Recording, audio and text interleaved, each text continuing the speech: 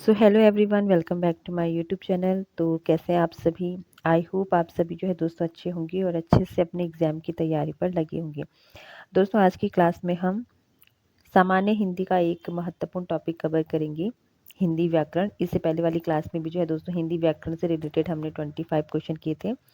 आज हम जो है दोस्तों उसके आगे के क्वेश्चन कंटिन्यू करेंगे। ठीक है, तो हिंदी व्याकरण भी जो है दोस्तों काफ़ी इंपॉर्टेंट है आप सभी के लिए, अगर आप यूके पीएससी या फिर यूके ट्रिपल एस एग्जाम की तैयारी कर रहे हैं, क्योंकि यहाँ पर जो है दोस्तों 20 नंबर का जो है दोस्तों आपसे हिंदी, सामान्य हिंदी पूछी जाती है। ठीक है, बाकी अगर आप किसी भी स्टेट की तैयारी कर रहे हैं तब भी जो है दोस्तों आपके लिए ये हिंदी की जो क्लास है एक इम्पॉर्टेंट रहने वाली है। ठीक है, तो चलिए शुरू करते हैं। इससे पहले वाली क्लास में जो है दोस्तों हमने 25 नंबर तक के क्वेश्चन कर लिए थे। आज हम आगे करेंगे अपना, और अगला जो क्वेश्चन है हमारे पास, तो क्वेश्चन है दोस्तों, निम्न में से कौन सा वर्ण घोष है? ठीक है, तो यहाँ पर आपको घोष वर्ण बताना है। तो ऑप्शन है ग, च, ख या फिर क। तो सबसे पहले मैं आपको बता दूं दोस्तों कि जो घोष वर्ण होते हैं, तो दोस्तों स्वर तंत्र के आधार पर हम व्यंजन को दो वर्गों में बांटते हैं। एक तो होता है दोस्तों आपका अघोष वर्ण, ठीक है, अघोष वर्ण, और एक होता है दोस्तों आपका घोष वर्ण, जिसे कि सघोष भी कहा जाता है। ठीक है, अघोष वर्ण के अंतर्गत जो है दोस्तों आपके सभी वर्ग, जो आपके क वर्ग, च वर्ग, ट वर्ग और त वर्ग है, इनके पहले और दूसरे वर्ण जो है आपके अघोष वर्ग के अंतर्गत आते हैं। इसके अलावा वर्ग के जो है दोस्तों तीसरा, चौथा और पांचवा जो वर्ण है ये आपका घोष यानी कि सघोष के अंतर्गत आता है। ठीक है, इसके अलावा जो है दोस्तों अघोष में आपको जो है दोस्तों, इसके अलावा अघोष के अंतर्गत जो है दोस्तों आपको ऊस में व्यंजन देखने को मिलेंगे। और अगर सघोष की बात करें यानी कि घोष की बात करें तो यहाँ पर आपको स्वर, स्वर के साथ अंतस्थ वर्ण और ह, ठीक है, ये क्या है आपके घोष वर्ण है। तो यहाँ पर आपसे घोष वर्ण यानी कि सघोष पूछा जा रहा है। ठीक है, घोष या फिर सघोष पूछा जाए, दोनों एक ही होते हैं दोस्तों। तो इसका राइट आंसर हो जाएगा ऑप्शन नंबर ए, ग। ठीक है, क्योंकि ग जो है दोस्तों ये अपने वर्ग का तीसरा वर्ण है, और जैसे कि मैंने अभी आपको बताया कि प्रत्येक वर्ग का जो है दोस्तों तीसरा, चौथा और पांचवा जो वर्ण है ये आपका घोष वर्ण कहलाता है। ठीक है, तो बाकी यहाँ पर च और क जो है अपने वर्ग के पहले वर्ण है, ख जो है दोस्तों क वर्ग का दूसरा वर्ण है। तो यहाँ पर राइट आंसर हो जाएगा आपका ऑप्शन नंबर ए, ग। ठीक है, चलिए अगला क्वेश्चन है, लव और स का उच्चारण किस स्थान से होता है? इंपॉर्टेंट क्वेश्चन है, परीक्षा में बन सकता है दोस्तों। तो ल और स का जो उच्चारण है ये किस स्थान से होता है आपको बताना है। ऑप्शन है ओष्ठ्य, तालव्य, दंत या फिर कंठ्य। तो आपका जो ल और श है दोस्तों, इसका जो उच्चारण होता है ये होता है दोस्तों आपका दंत से। ठीक है, तो इसका राइट आंसर हो जाएगा ऑप्शन नंबर सी। ठीक है, ठीक है, तो तवर्ग के साथ ही साथ जो है दोस्तों ल और श, ठीक है, ये आपके क्या है, दंत्य वर्ण है। बाकी जो ये स है दोस्तों, इसका उच्चारण स्थान क्या है, दंत्य, इसे हम क्या कहते हैं, दंत्य स भी कहते हैं। ठीक है, चलिए अगला क्वेश्चन है, इनमें से कौन सी देवनागरी की वर्ण ध्वनि नहीं है? ठीक है, तो देवनागरी की जो वर्ण ध्वनि नहीं है आपको बताना है, कंठ्य ध्वनि, दंतोष्ठ्य ध्वनि, ग्रीवा ध्वनि और मूर्धा ध्वनि। ठीक है, तो यहाँ पर इसका जो राइट आंसर हो जाएगा दोस्तों ऑप्शन नंबर सी, ग्रीवा ध्वनि। ठीक है, बाकी जो है दोस्तों देवनागरी लिपि में आपकी जो वर्ण ध्वनियाँ होती हैं वो कंठ्य ध्वनियाँ भी होती हैं, दंतोष्ठ्य ध्वनियाँ भी होती हैं और मूर्धा ध्वनियाँ भी होती है। ठीक है, बाकी जो हमें देवनागरी लिपि में जो ध्वनि नहीं मिलती है वो है ग्रीवा ध्वनि। तो इसका राइट आंसर हो जाएगा ऑप्शन नंबर सी। किस व्यंजन का उच्चारण स्थान तालव्य है? ठीक है, इंपॉर्टेंट क्वेश्चन है। ऑप्शन है दोस्तों म, झ, ग या फिर न। ठीक है, तो यहाँ पर इसका जो राइट आंसर है दोस्तों ऑप्शन नंबर बी, झ। ठीक है, तो झ वर्ण जो है दोस्तों आपका च वर्ग के अंतर्गत आता है, और च वर्ग के जो है दोस्तों सभी वर्ण आपके तालव्य वर्ण कहलाते हैं। ठीक है, इसके अलावा आपको ध्यान में रखना है दोस्तों कि आपका ई, बड़ी ई, ठीक है, य और श, ये भी जो है दोस्तों आपकी तालव्य वर्ण कहलाते हैं। ठीक है, तो तालव्य वर्ण के अंतर्गत जो है दोस्तों आपका च वर्ग, ठीक है, च वर्ग के साथ ई और ई, इसके साथ य और श, ये सभी वर्ण आपके क्या हैं, तालव्य वर्ण कहलाते हैं। ठीक है, चलिए तो इसका राइट आंसर हो जाएगा यहाँ पर option number B. Next question है दोस्तों, जिन ध्वनियों की गणना न स्वर में होती है और ना ही व्यंजन में की जाती है उनको क्या कहते हैं। यानी कि आपके पास जो यहाँ पर ऑप्शन दिए गए हैं उनमें से आपको बताना है कि कौन सी जो ध्वनियाँ हैं, कौन सी जो वर्ण हैं, उनकी गणना न तो स्वर में होती है और ना ही व्यंजन में होती है। अयोगवाह, अंतस्थ, ऊष्म्य या फिर आपकी आगत ध्वनियाँ। तो इसका राइट आंसर हो जाएगा यहाँ पर ऑप्शन नंबर ए, अयोगवाह। ठीक है, अयोगवाह ऐसी ध्वनियाँ दोस्तों जिनकी गणना न तो आपके स्वर में होती है ना ही आपके व्यंजन में होती है। ठीक है, अयोगवाह में जो है दोस्तों आपका अंग और अह वर्ण आते हैं। ठीक है, अंग वर्ण को जो है दोस्तों अनुस्वार कहा जाता है और अंगह वर्ण को जो है दोस्तों विसर्ग कहा जाता है। ठीक है, तो ये दोनों ही वर्ण जो है दोस्तों अयोगवाह कहलाते हैं और इन दोनों वर्णों की जो गणना है ये ना तो स्वर में की जाती है ना ही व्यंजन में की जाती है। अंतस्थ वर्णों की बात करें दोस्तों तो य, र, ल, व ये आपके अंतस्थ वर्ण है। उसमें वर्णों की बात करें तो श, श, श ये और ह ये क्या है आपकी उसमें व्यंजन है। आगत ध्वनियाँ अगर देखें दोस्तों तो आगत ध्वनियों के अंतर्गत हमारा जो आ है दोस्तों, जिसमें कि जैसे हम लिखते हैं ना डॉक्टर, हॉस्पिटल, तो जो ये अ वाले शब्द हैं ये हमारा आ क्या हो जाता है, आगत वर्ण हो जाता है। मूल रूप से जो है दोस्तों ये ध्वनि जो है हमारी अंग्रेजी भाषा की ध्वनि है। ठीक है, तो इसका यहाँ पर ठीक है, तो 30 का जो राइट आंसर हो जाएगा ऑप्शन नंबर ए, अयोगवाह। ठीक है, अयोगवाह ऐसी ध्वनियाँ हैं जिनकी गणना न तो स्वर में की जाती है और ना ही व्यंजन में की जाती है। चलिए नेक्स्ट क्वेश्चन है दोस्तों, स्वर तंत्रियों के आधार पर व्यंजन को कितने वर्गों में बांटा गया है। इंपॉर्टेंट क्वेश्चन है, स्वर तंत्र के आधार पर आपसे पूछा जा रहा है कि स्वर तंत्र के आधार पर व्यंजनों को कितने वर्गों में बांटा गया है। तो यहाँ पर ऑप्शन है 1, 4, 3 या फिर 2। तो स्वर तंत्रियों के आधार पर या फिर घोषत्व के आधार पर जो है दोस्तों आपकी व्यंजनों को बांटा गया है 2 प्रकार में। तो इसका राइट आंसर हो जाएगा ऑप्शन नंबर डी। ठीक है, ठीक है, जिसमें कि आपका पहला तो होता है अघोष वर्ण।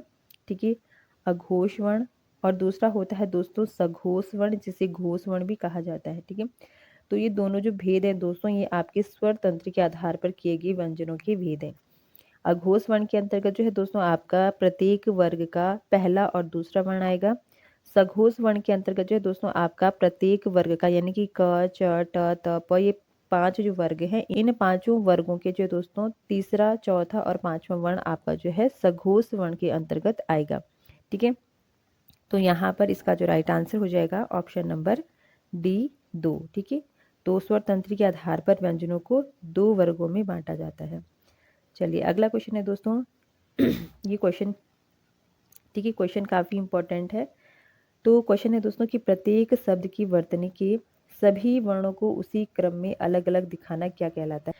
प्रत्येक शब्द की वर्तनी के सभी वर्णों को उसी क्रम में अलग अलग दिखाने को क्या कहते हैं। जैसे कि मैं अभी अगर आपके सामने लिखूंगी यहाँ पर दक्ष। ठीक है, तो दक्ष हम कैसे लिखेंगे, द, अ, ठीक है, क, श और अ, तो ये हमारा क्या शब्द बनेगा, दक्ष। ठीक है, तो यहाँ पर यही पूछा जा रहा है कि प्रत्येक शब्द को उसी वर्ण के जो है दोस्तों क्रम में लगाने को क्या कहा जाता है। तो इसे कहा जाता है दोस्तों वर्ण विच्छेद। तो इसका राइट आंसर हो जाएगा यहाँ पर ऑप्शन नंबर ए। ठीक है, क्या कहलाता है, वर्ण विच्छेद। चलिए नेक्स्ट क्वेश्चन है, स्वरों का उच्चारण है। ठीक है, इंपॉर्टेंट क्वेश्चन है, स्वरों का उच्चारण है।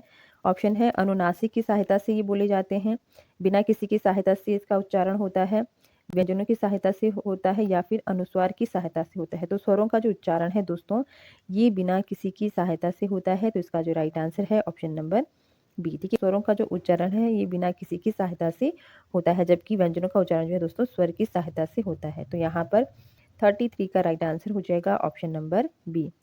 नेक्स्ट क्वेश्चन है दोस्तों क्वेश्चन नंबर 34। तो निम्न में से कौन सा शब्द जो है दोस्तों स्वर का वर्गीकरण नहीं है। ठीक है, तो ऑप्शन है हर्स्व, द्वित्व, लुप्त या फिर संयुक्त। तो जल्दी से जो है दोस्तों इसका आंसर कमेंट बॉक्स में दीजिए। ठीक है, यहाँ पर आप देख सकते हैं दोस्तों कितने इंपॉर्टेंट क्वेश्चन आपसे जो है दोस्तों वर्णमाला से एग्जाम में पूछे जाते हैं। तो इस टॉपिक से जो है दोस्तों 3 से 4 क्वेश्चन जरूर से आपके पास परीक्षा में बनने वाले हैं। तो आप जो है दोस्तों प्रैक्टिस करते रहें। बाकी आप इसका आंसर बताइए दोस्तों।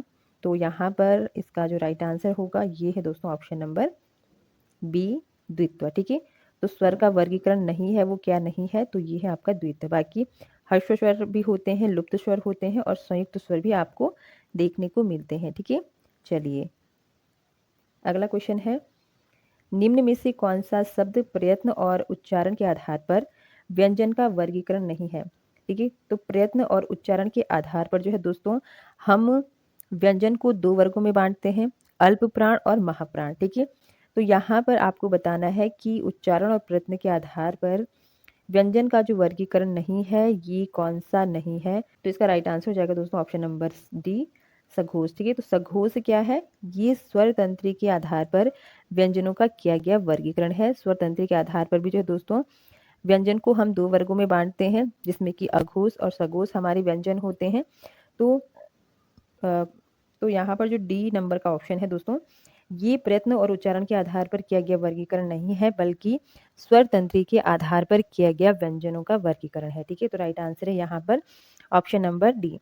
अगला क्वेश्चन है दोस्तों, जिन स्वरों के उच्चारण में दो मात्रा का समय लगता है या फिर जो है दोस्तों ह्रस्व से दो गुना समय लगता है, उन्हीं कहते हैं। क्वेश्चन को अच्छे से पढ़िए दोस्तों, यहाँ पर क्या पूछा जा रहा है कि जिन स्वरों के उच्चारण में, यानी कि जिन स्वर को बोलते हुए हमें दो मात्रा का समय लगे या फिर जो हमारे ह्रस्व स्वर होते हैं अ, ई, उ और री, इनसे ज्यादा समय लगे तो उनको हम क्या कहते हैं, ये आपको बताना है। लघु स्वर, मूल स्वर, लुप्त स्वर या फिर गुरु स्वर। तो यहाँ पर इसका जो राइट आंसर है दोस्तों ऑप्शन नंबर डी, गुरु स्वर। ठीक है, ठीक है, तो मूल स्वर और लघु स्वर जो है दोस्तों ये आपके ह्रस्व स्वर को ही कहा जाता है। लुप्त स्वर जो है दोस्तों यहाँ पर गुरु स्वर से ज्यादा समय आपको इसके उच्चारण में लगता है। तो यहाँ पर इसका जो राइट आंसर है ये है ऑप्शन नंबर डी, गुरु स्वर। ठीक है, ठीक है, अगला क्वेश्चन है, जिस व्यंजन ध्वनि के उच्चारण के समय स्वर तंत्री में कंपन होता है और उस उच्चारण स्थान के आधार पर जो है दोस्तों ध्वनि के वर्गीकरण में उसका क्या स्थान है। ठीक है, तो यहाँ पर क्वेश्चन ढंग से पढ़िए दोस्तों कि जिस व्यंजन ध्वनि के उच्चारण में, देखिए व्यंजन ध्वनि यहाँ पर पूछी जा रही है, तो जिस व्यंजन ध्वनि के उच्चारण के समय स्वर तंत्री में जो है दोस्तों कंपन हो, ठीक है, स्वर तंत्री में क्या हो, कंपन होता है, तो उस उच्चारण स्थान के आधार पर ध्वनियों के वर्गीकरण में उसका क्या स्थान है। तो ऑप्शन है वत्रस्य, काकल्य, कंठ्य या फिर आपका मूर्धन्य। तो यहाँ पर राइट आंसर दोस्तों ऑप्शन नंबर बी, काकल्य। ठीक है, तो काकल्य ध्वनियाँ कौन सी होती है दोस्तों, ऐसी ध्वनियाँ जिनका उच्चारण काकल्य नामक वायुमार्ग से होता है, कंठ के माध्यम से होता है, तो उन ध्वनियों को हम क्या कहते हैं, काकल्य ध्वनियाँ कहते हैं। ठीक है, तो ऐसी व्यंजन ध्वनि जिनका उच्चारण स्वर तंत्री में कंपन से होता है, तो उन ध्वनियों को हम क्या कहते हैं दोस्तों, काकल्य ध्वनि कहते हैं। ठीक है, तो मुख्य रूप से जो है दोस्तों आपको ध्यान में रखना है, तो इन स्वर के उच्चारण में जो हमारा काकल नामक वायुमार्ग होता है, यहाँ पर जो है दोस्तों कंपन आपका होता है। ठीक है, तो जैसे कि अगर हम ह बोलते हैं, बोलिए ह, तो आपका जो है दोस्तों जो कंठ है, आप वहां पर अगर हाथ लगा के देखेंगे तो यहाँ पर जो है दोस्तों एक कंपन आपको महसूस होता है कि ये ह, देखिए ह, और विसर्ग जो आपका होता है ह। ठीक है, तो इन दोनों शब्दों की उच्चारण, तो इन दोनों वर्णों के उच्चारण में जो है दोस्तों हमारे स्वर तंत्री में कंपन होता है, इसीलिए जो है दोस्तों इन वर्णों को हम क्या कहते हैं, काकल्य वर्ण कहते हैं। ठीक है, तो यहाँ पर आपका जो राइट आंसर हो जाएगा ये हो जाएगा ऑप्शन नंबर बी। ठीक है, और काकल्य वर्ण के अंतर्गत जो है दोस्तों हमारा ह और विसर्ग जो है दोस्तों, आपका जो विसर्ग होता है, ये दो आपकी क्या है, काकल्य ध्वनियां हैं।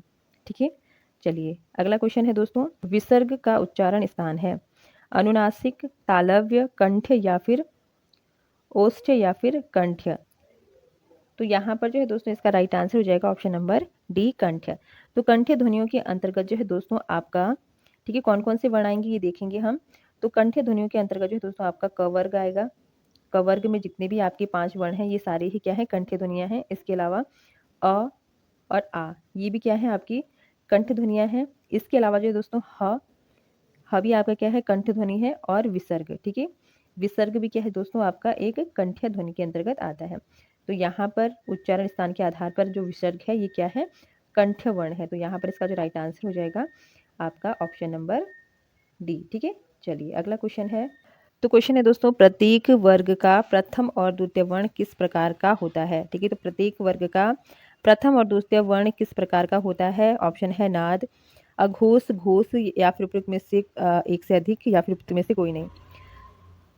तो प्रत्येक वर्ग का जो है दोस्तों पहला और दूसरा जो वर्ण है ये आपका कहलाता है घोष वर्ण। तो इसका राइट आंसर हो जाएगा ऑप्शन नंबर बी, ठीक है। बाकी सघोष के अंतर्गत यानी कि घोष के अंतर्गत जो है दोस्तों प्रत्येक वर्ग का जो है तीसरा, चौथा और पांचवा वर्ण हमारा आता है। तो यहाँ पर प्रथम और द्वितीय पूछा जा रहा है, तो ये है आपका अघोष वर्ण, ठीक है। चलिए नेक्स्ट है, निम्न में अंतस्थ व्यंजन कौन से हैं? तो इसका राइट आंसर हो जाएगा दोस्तों ऑप्शन नंबर ए, य, र, ल और व। ये चारों ही वर्ण क्या है? हमारे अंतस्थ व्यंजन है।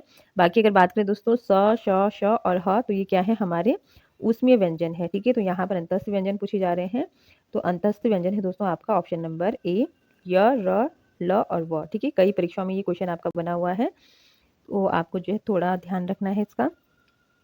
चलिए अगला क्वेश्चन है क्वेश्चन नंबर 41, स्पर्श व्यंजन, कंठ्य ध्वनि और इसके साथ ही साथ अघोष और महाप्राण ध्वनि आपको छांटनी है। तो ऑप्शन है ख, घ, ग या फिर क। तो जैसे कि इससे पहले वाली क्लास में मैंने आपको बताया था कि प्रत्येक वर्ग के जो है दोस्तों पांचों ही वर्ण क्या है होते हैं? आपके स्पर्श व्यंजन होते हैं, ठीक है।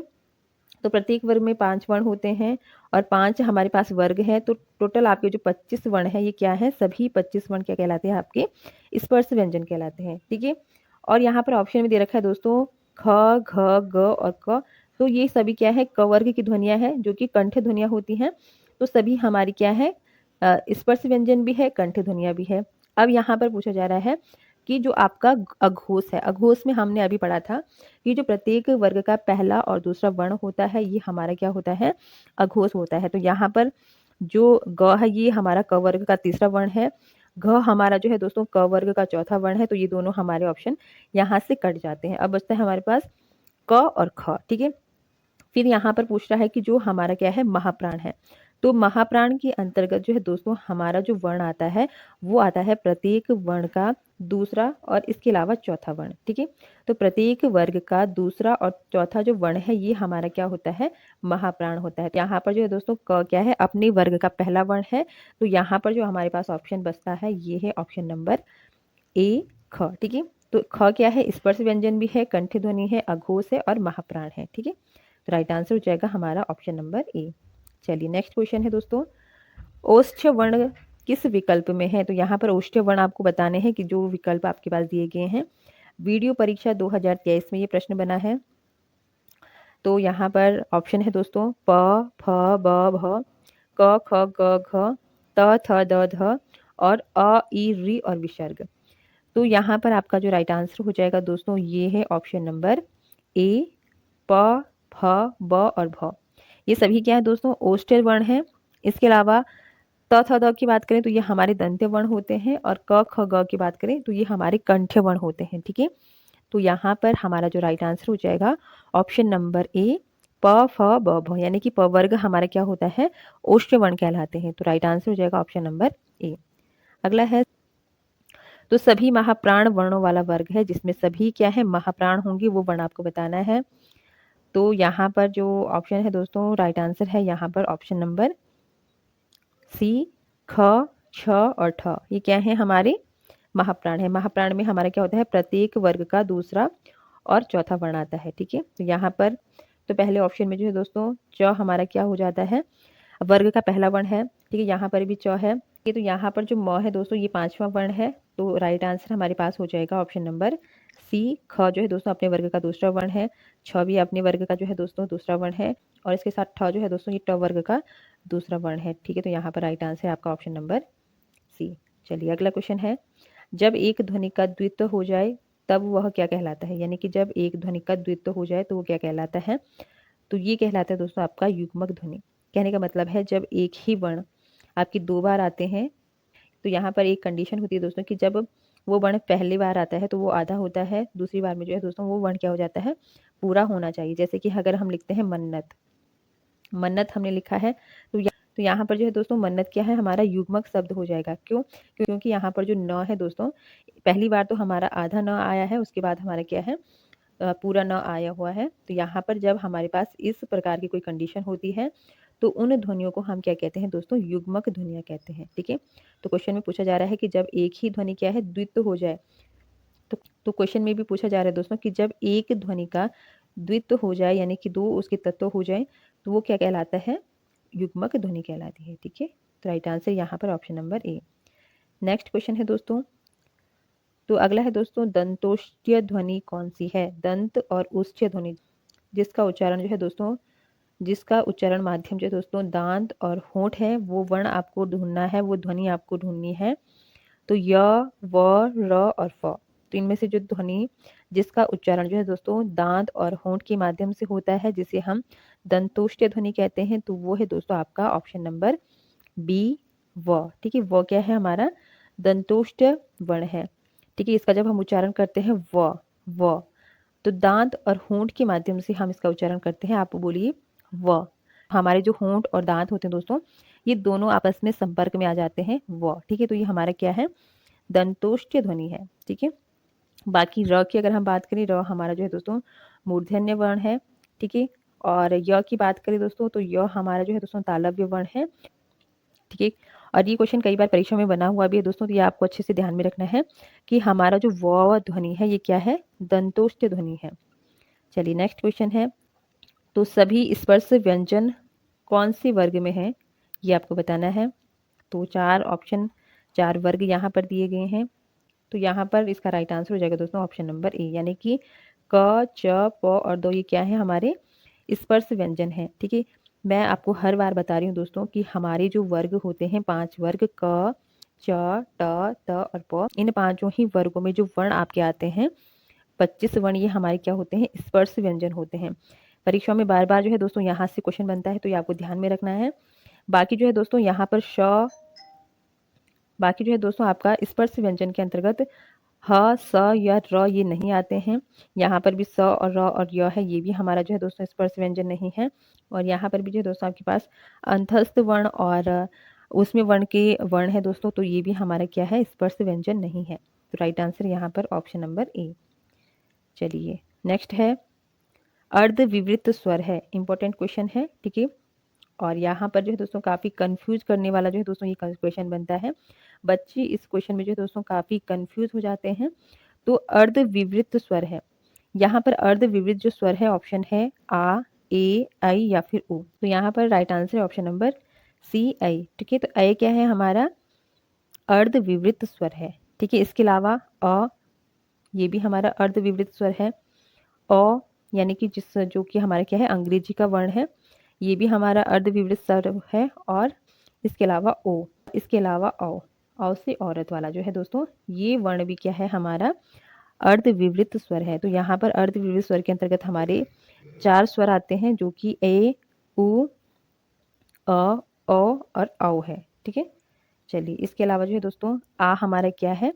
ये विवृत स्वर है। विवृत स्वर में सिर्फ हमारा अ वर्ण आता है। इसके अलावा ए जो है दोस्तों हमारा अर्ध संवृत स्वर है।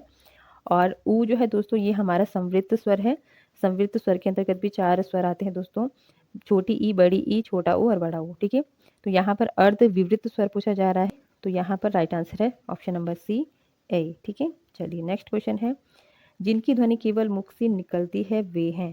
ठीक है, कि तो जिनकी ध्वनि केवल मुख से निकलती है वे कहलाते हैं। तो यहाँ पर जो राइट आंसर है दोस्तों ऑप्शन नंबर बी, निर्नुनासिक स्वर।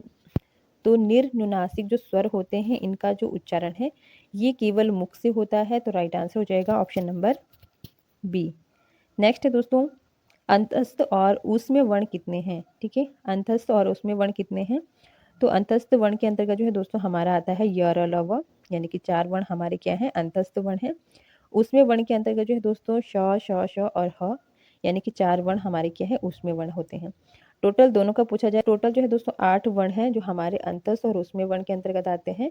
तो यहाँ पर ऑप्शन है 7, 6, 8 या फिर 9। तो राइट आंसर यहाँ पर ऑप्शन नंबर सी, 8। ठीक है, तो 8 में क्या है? 4 आपकी क्या है? अंतस्थ वर्ण है, 4 आपकी उसमें वर्ण है। ठीक है, तो राइट आंसर हो जाएगा ऑप्शन नंबर सी।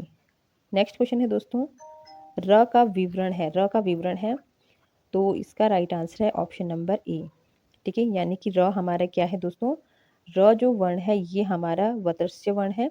तो वतस्य वर्ण ऐसे वर्ण होते हैं दोस्तों जिनके उच्चारण के समय जो है दोस्तों हमारी जो जीभ होती है, जीभ की जो आगे की नोक होती है दोस्तों, तो ये जो हमारे आगे के दांत हैं, ऊपर के जो दांत हैं, उसके पीछे वाला जो ऊपर का भाग होता है दोस्तों, मसूड़ा जो हमारा ऊपर का होता है, वहाँ पर जो है दोस्तों टच करती है। तो ऐसे वर्ण जो दांत के पीछे जो उठा हुआ भाग होता है, वहाँ पर टच करने से जिन वर्णों का उच्चारण होता है, उनको हम क्या कहते हैं? वतस्य ध्वनि कहते हैं। वतस्य ध्वनि के अंतर्गत जो है दोस्तों आपका न, ठीक है, न आता है, र आता है, स आता है, ज और र आता है।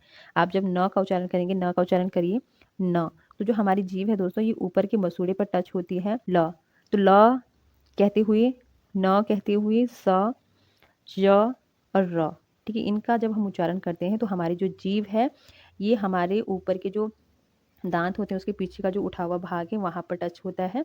तो ऐसे वर्ण जिनके उच्चारण में जो है दोस्तों ये कंडीशन होती है उनको हम क्या कहते हैं, वर्तस्य वर्ण कहते हैं। ठीक है, तो ल, न, स, ज और र ये हमारे क्या वर्ण होते हैं, वतस्य वर्ण होते हैं। तो यहाँ पर र हमारा क्या हो गया, वतस्य वर्ण हो गया। इसके अलावा र हमारा क्या है, लुंठित वर्ण है, यानी कि जब हम ल वर्ण का उच्चारण करते हैं तो हमारी जो जीभ होती है दोस्तों ये आगे से थोड़ा मुड़ जाती है। तो ऐसे वर्ण जिनके उच्चारण में हमारी जीभ थोड़ा आगे से मुड़ जाती है उनको हम लुंठित वर्ण कहते हैं। और लुंठित वर्ण के अंतर्गत जो है दोस्तों हमारा र वर्ण आता है। इसके अलावा जो है दोस्तों सघोष, यानी कि सभी अंतस्थ जो व्यंजन है ये क्या है, सघोष वर्ण के अंतर्गत आते हैं। तो र भी हमारा क्या है, अंतस्थ व्यंजन है, तो ये क्या हो गया हमारा, सघोष वर्ण भी हो गया। इसके अलावा अल्प प्राण, तो अल्प प्राण में भी जो दोस्तों सभी हमारे अंतस्थ व्यंजन जो है ये अल्प प्राण के अंतर्गत आते हैं। अंतस्थ व्यंजन में कौन कौन से वर्ण होते हैं, य, र, ल और व, यानी कि य, र, ल, व क्या है, हमारे अल्प प्राण है। तो यहाँ पर र क्या हो जाता है, हमारा अल्प प्राण भी हो जाता है। तो यहाँ पर ऑप्शन नंबर ए में जो सारे ऑप्शन दिए गए हैं दोस्तों ये हमारे क्या है, र का विवरण है। तो इसका राइट आंसर हो जाएगा ऑप्शन नंबर ए। चलिए नेक्स्ट क्वेश्चन है, काकल्य वर्ण कौन सा है। ठीक है, काकल्य वर्ण आपको बताना है। तो ऑप्शन है य, स, ह, य, ण। तो काकल्य वर्ण है दोस्तों आपका ऑप्शन नंबर सी, ह। ठीक है, ह के अलावा विसर्ग क्या है, हमारा काकल्य वर्ण है। चलिए नेक्स्ट है, य का उच्चारण स्थान है। य का उच्चारण स्थान आपको बताना है। तो ऑप्शन है तालु, मूर्धा दंत या फिर ओष्ठ्य। तो य का जो उच्चारण स्थान है दोस्तों ये है आपका ऑप्शन नंबर ए, तालु। ठीक है, तालु के अंतर्गत जो है दोस्तों हमारा च वर्ग आएगा। च वर्ग के सभी वर्ण हमारे क्या हैं, तालु के अंतर्गत आएंगे। इसके अलावा ई और बड़ी ई ये भी हमारे क्या है, तालव्य वर्ण है। साथ ही जो है दोस्तों य और श, ठीक है, तालव्य। तो इन सभी का जो, तो इन सभी वर्णों का जो उच्चारण है ये तालु से होता है, इसलिए क्या है, ये सभी तालव्य वर्ण है। तो यहाँ पर य का उच्चारण स्थान पूछा जा रहा है तो ये हो जाएगा आपका तालु। तो राइट आंसर हो जाएगा ऑप्शन नंबर ए। चलिए अगला क्वेश्चन है दोस्तों, निम्न में से कौन सा समूह सही नहीं है। ठीक है, तो ऑप्शन ए है मूर्धन्य जिसमें च वर्ग दिया गया है, और ओष्ठ जिसमें कि प वर्ग दिया गया है, कंठ ध्वनि जिसमें क वर्ग दिया गया है, और वतस्य जिसमें न, ल, र और श दिया गया है। तो यहाँ पर आपको जो समूह सही नहीं है वो छांटना है। तो इसका राइट आंसर दोस्तों ऑप्शन नंबर ए, मूर्धन्य के अंतर्गत दिए गए जो है दोस्तों आपके च, छ, ज और झ। तो ये हमारे क्या है दोस्तों, तालव्य वर्ण है। ठीक है, तो यहाँ पर हमारा जो राइट आंसर हो जाएगा ऑप्शन नंबर ए। चलिए नेक्स्ट है दोस्तों, स्पर्श दंत्य अघोष और महाप्राण कौन सा है। ठीक है, तो यहाँ पर राइट आंसर हो जाएगा दोस्तों आपका ऑप्शन नंबर जो है बी, थ। ठीक है, ठीक है, त वर्ग के अंतर्गत ये आता है, और त वर्ग हमारे जो है दोस्तों दंत्य वर्ण कहलाते हैं। बाकी ये स्पर्श ध्वनि है, अघोष भी है और महाप्राण भी है। तो राइट आंसर हो जाएगा ऑप्शन नंबर बी। आज की क्लास का लास्ट क्वेश्चन है दोस्तों, केवल मुंह से बोले जाने वाले सस्वर वर्ण को क्या कहते हैं। केवल मुंह से बोले जाने वाले सस्वर व्यंजन, सस्वर वर्ण को क्या कहते हैं, यानी कि जिनका उच्चारण जो है दोस्तों सिर्फ मुख से होता है उन ध्वनियों को क्या कहा जाता है। तो ये कहलाते हैं दोस्तों आपकी निर्नुनासिक ध्वनियाँ या फिर निर्नुनासिक स्वर। ठीक है, तो इसका जो राइट आंसर है ऑप्शन नंबर डी। तो ये थे दोस्तों आज की क्लास के 25 क्वेश्चन। आई होप आप सभी को जो है दोस्तों ये क्वेश्चन बढ़िया लगे होंगे, यूज़फुल लगे होंगे। ठीक है, तो अगर जो है दोस्तों आपको हमारी क्लास अच्छी लगे, यूज़फुल लगे दोस्तों, तो प्लीज़ चैनल को सब्सक्राइब कर दें, वीडियो को लाइक कर दें और अपने दोस्तों तक जो है दोस्तों शेयर कर दें। बाकी आप इसी तरह जो है दोस्तों चैनल के साथ बने रहें। अगर आप चैनल पर नए हैं तो ज़रूर से जो है दोस्तों आप चैनल को सब्सक्राइब कर दें। बाकी इस टॉपिक से जो है दोस्तों परीक्षा में आपका एक भी प्रश्न नहीं छूटेगा। सारे ही इंपॉर्टेंट क्वेश्चन जो है दोस्तों हम इस टॉपिक से कवर करने वाले हैं। सामान्य हिंदी की जो है दोस्तों ये हमारी सेकंड क्लास रहेगी। आने वाले यूके पीएससी और यूके ट्रिपल एससी परीक्षाओं में जो है दोस्तों ये क्लासें आपके लिए काफ़ी इंपॉर्टेंट और यूजफुल रहने वाली हैं। तो फिलहाल दोस्तों आज के लिए इतना ही, मिलते हैं नेक्स्ट क्लास में, तब तक के लिए धन्यवाद।